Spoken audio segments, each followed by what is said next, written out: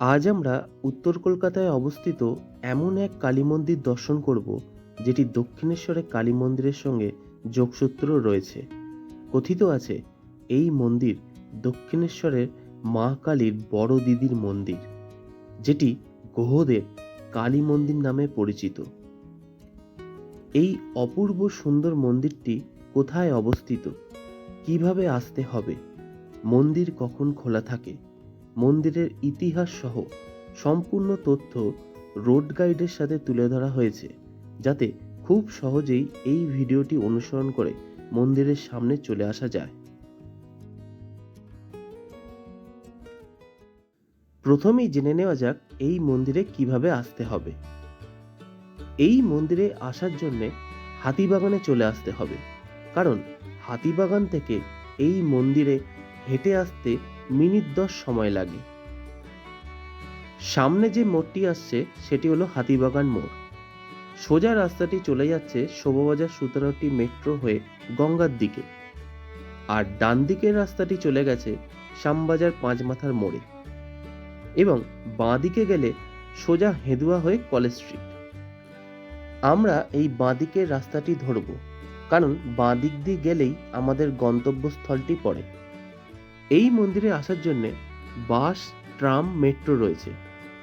বাসে আসতে হলে হাতিবাগান হয়ে বিবেকানন্দ রোড অথবা কলেজ স্ট্রিটগামী যে কোনো বাসে চলে আসা যায়।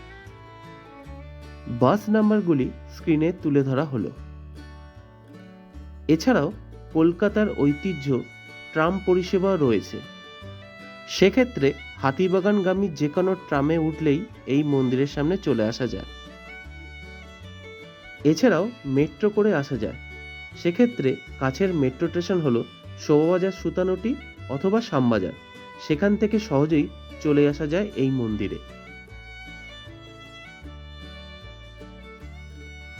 এখন আমরা মন্দিরের কাছাকাছি চলে এসেছি।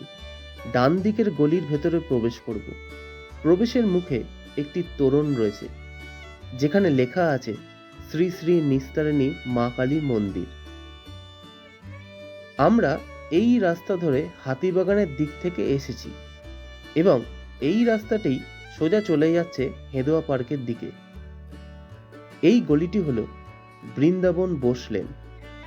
এখন আমরা ভেতরের দিকে প্রবেশ করব।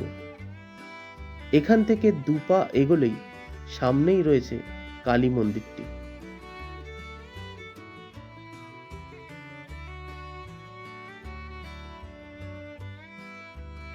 এখন আমরা কালী মন্দিরের সামনে চলে এসেছি।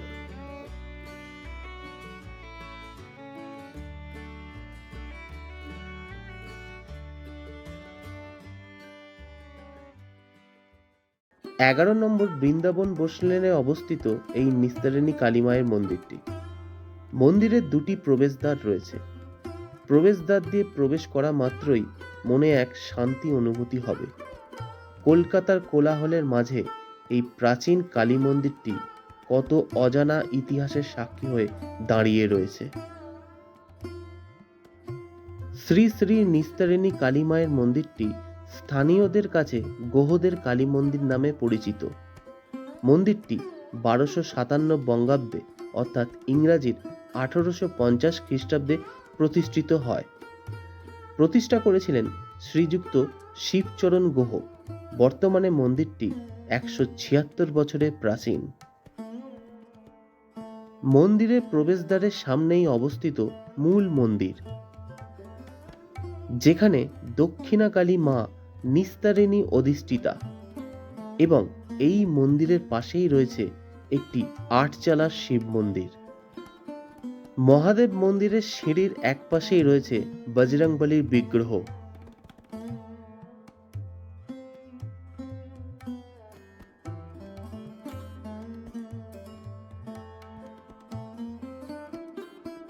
মন্দিরটি খুব বেশি প্রশস্ত না হলেও অন্যান্য কালী মন্দির থেকে দেখতে সম্পূর্ণ ভিন্ন, কারণ মূল মন্দিরটি দূর থেকে দেখলে দালান মন্দির বা নাট মন্দিরের মতো দেখতে লাগে।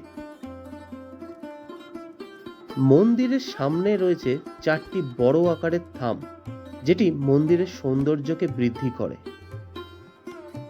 সামনের এই সিঁড়ি দিয়ে উঠে দালান পেরিয়ে চোখে পড়বে মন্দিরের মূল গর্ভগৃহ এবং এই গর্ভগৃহে পাথরের বেদির ওপর অধিষ্ঠিতা নিস্তেরানী দেবী। অপূর্ব সুন্দর মাতৃপ্রতিমা, মায়ের স্নিগ্ধ হাসি এবং করুণা ভরা ত্রিনয়নের দিকে তাকালে মন প্রাণ জুড়িয়ে যায়। মায়ের এই বিগ্রহটি কোষ্ঠীপাথর দ্বারা নির্মিত। শায়িত মহাদেবের বুকের ওপর দণ্ডায়মান দক্ষিণা কালীমা নানান অলঙ্কার ও ফুলের মালায় সুসজ্জিতা।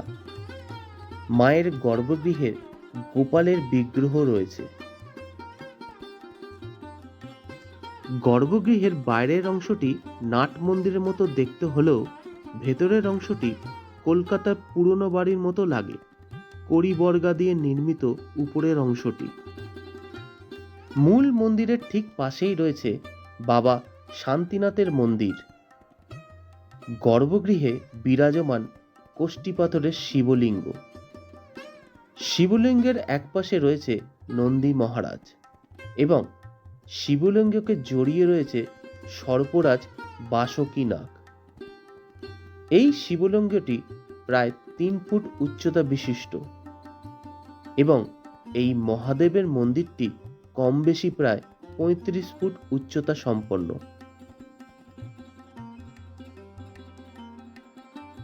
আটচালা বিশিষ্ট মহাদেবের এই মন্দিরটি দর্শন করে মহাদেবের এই মন্দিরটির চারিদিক দিয়ে পরিক্রমা করার ব্যবস্থা রয়েছে।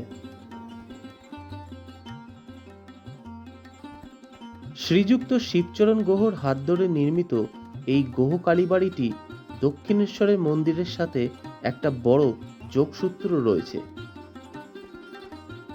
কথিত আছে এই মন্দির দক্ষিণেশ্বরের মা কালীর বড় দিদির মন্দির। সেই জনশ্রুতি জেনে নেওয়া যাক। রানী রাসমণি তীর্থের জন্য কাশীধামে যাওয়ার মনস্থির করেন। তবে সেই যাত্রার আগেই তিনি মা কালীর স্বপ্নাদেশ পান যেন তিনি গঙ্গা নদীর তীরে মা কালীর মূর্তি নির্মাণ করেন এবং সেই মূর্তি মন্দিরে প্রতিষ্ঠা করে মা কালীর আরাধনা করেন। এই স্বপ্নাদেশ পাওয়ার পর রানী রাসমণি তীর্থ যাওয়ার পরিকল্পনা রদ করে মা কালীর মন্দির নির্মাণের কাজ শুরু করেন গঙ্গা নদীর তীরে, যেটি বর্তমানে দক্ষিণেশ্বরে কালী মন্দির।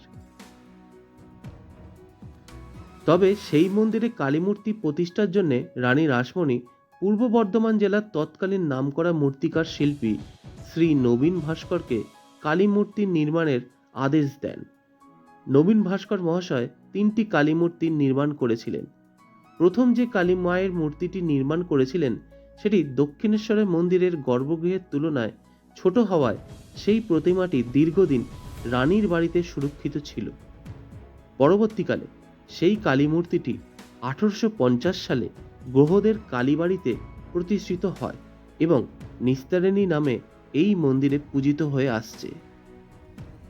দ্বিতীয় যে মূর্তিটি নির্মাণ করেছিলেন সেটি দক্ষিণেশ্বরের গর্ভগৃহের তুলনায় বড় হয় এবং সেই বিগ্রহটি 1853 সালে মা ব্রহ্মময়ী রূপে প্রতিষ্ঠিত হয় বরানগর প্রামাণিক কালীবাড়িতে।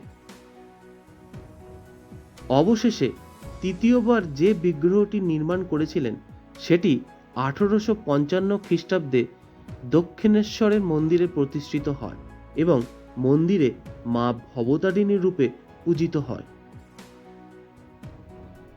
শোনা যায় 3টি বিগ্রহ নাকি একটি কোষ্ঠীপাথর দ্বারা নির্মিত হয়েছিল।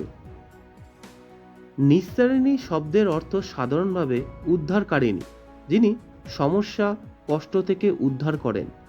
তাই এই জাগ্রত কালী মন্দিরে অগণিত ভক্তরা মনে ভক্তি বিশ্বাস নিয়ে মায়ের কাছে প্রার্থনা করেন। দীপান্বিতা কালী পুজোয় ও ফাল্গুন সংক্রান্তিতে মন্দিরে বিশেষ পুজো হয়। মন্দিরটি প্রতিদিন সকাল 6টা থেকে 12টা এবং বিকেল 4টে থেকে রাতের 8টা পর্যন্ত খোলা থাকে। উত্তর কলকাতার হেঁদোয়ার কাছে অবস্থিত আরও একটি নিস্তারিণী কালী মন্দির রয়েছে, যেটি নানেদের। সেটি এর আগের ভিডিওতে তুলে ধরা হয়েছে। সেই ভিডিওর লিংক এই ভিডিওর ডেসক্রিপশন বক্সে দেওয়া থাকবে।